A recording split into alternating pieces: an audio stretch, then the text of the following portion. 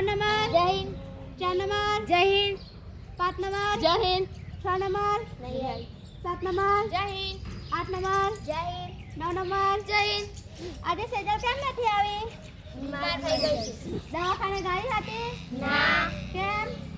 નજર લાગી છે આને તો દવાખાને નહીં ગઈ? ના તાંત્રિક જોડે ગઈ છે તાંત્રિક જોડે થોડું જવાય, દવાખાને જવું પડે. તાંત્રિક જોડે જવાય તાંત્રિક જોડે ના જવાય. જવાય દે આ તો સેજલના ઘર પાસે કોણ રહે છે? તો ચાલો સેજલના ઘરે જઈએ.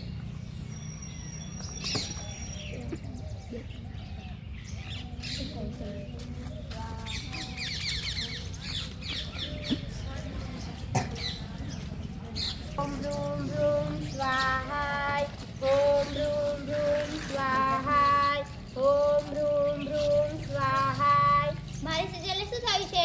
મને લાગે છે કે તમારી સેજલની આખરી નજર લાગી છે. તેના માટે હું નજર વારીશ. જો સેજલને નજર લાગી હશે તો આ બોટલ આ લાકડાની સાથે ચોંટી જશે. ઓમ બ્રૂમ બ્રૂમ સ્વાહાય. જો તમારી સેજલને કેટલી બધી આખરી નજર લાગી છે. તને તને તાંત્રિકજી હજુ પણ તમને આ નજર ઉપર વિશ્વાસ ના આવતો હોય તો હું બીજી નજર વાળીને બતાવીશ.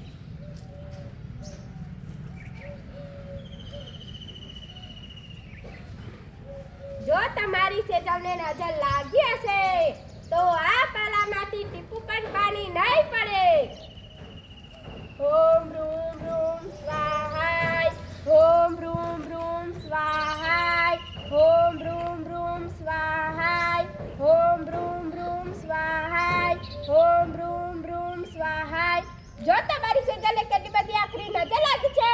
તને તને તાંત્રિકજી હજુ પણ તમને આ નજર પર વિશ્વાસ ના આવતો હોય તો હું બીજી નજર વાળીને બતાવીશ.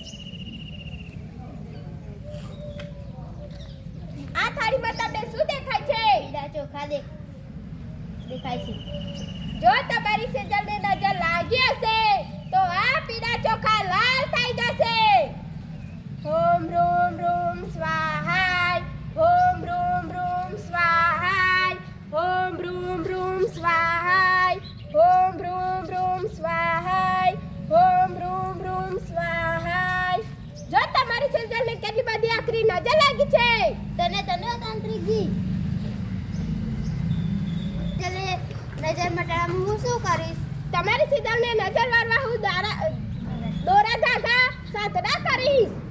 તેના માટે મારે શું કરવું પડશે? તેના માટે મારે 1 લાખ રૂપિયાની જરૂર પડશે. તું એટલા બધા ક્યાંથી લાવીશ? આ તો કશું નથી, દોરા ધાગાના સાતડા જ છે. હારું, હું મારી સેજલને નજર ઉતારવી પડશે તો હું માટે બધું કરવા માટે તૈયાર છું. અહીંયા આ બધું શું ચાલી રહ્યું છે? આ કોણ છે? નીકળે હશે. મારા સેજલના ટીચર છે. મારી નજરમાં ભંગ પડે છે. નીકળે હશે. હું તમારી નજર વાળી બતાવું.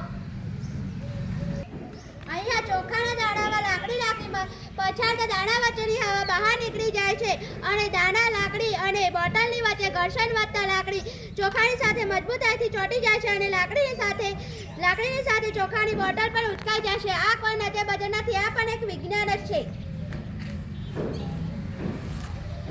આમાં શું વિજ્ઞાન છે? આમાં પણ એક વિજ્ઞાન છે. આ પણ અમારી શાળાની વિદ્યાર્થીની તમને કહેશે.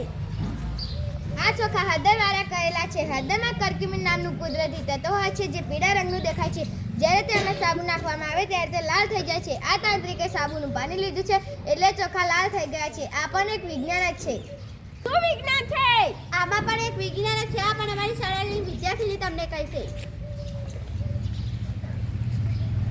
ગ્લાસ ઊંધો કરતી વેળા બહારની તરફ પાણીનું દબાણ થાય છે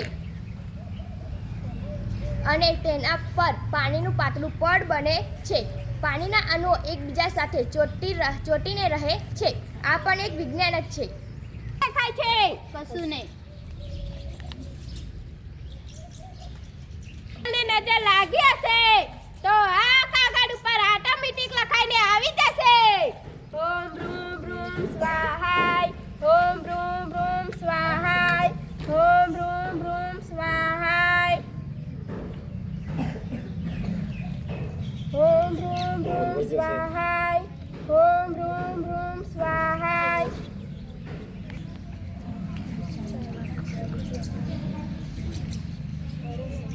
ઓમ ભ્રૂમ ભ્રૂમ સ્વાહાય ઓમ ભ્રૂમ ભ્રૂમ સ્વાહાય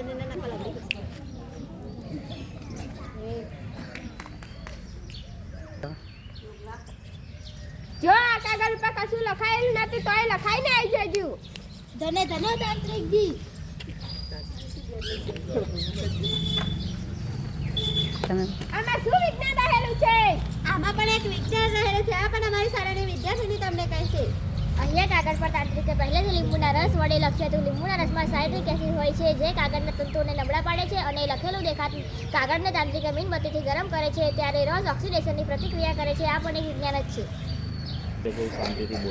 તો તમે બધાએ જોયું ને કે આ તાંત્રિકો આપણને કેવી રીતે ઉલ્લુ બનાવે છે. આ બધા પ્રયોગો પાછળ વિજ્ઞાન રહેલું છે. માંદગીના સમયે આપણે ડૉક્ટરની સલાહ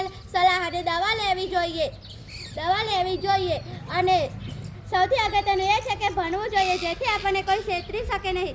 જય જવાન જય વિજ્ઞાન. વિજ્ઞાન જય વિજ્ઞાન. જય વિજ્ઞાન જય વિજ્ઞાન.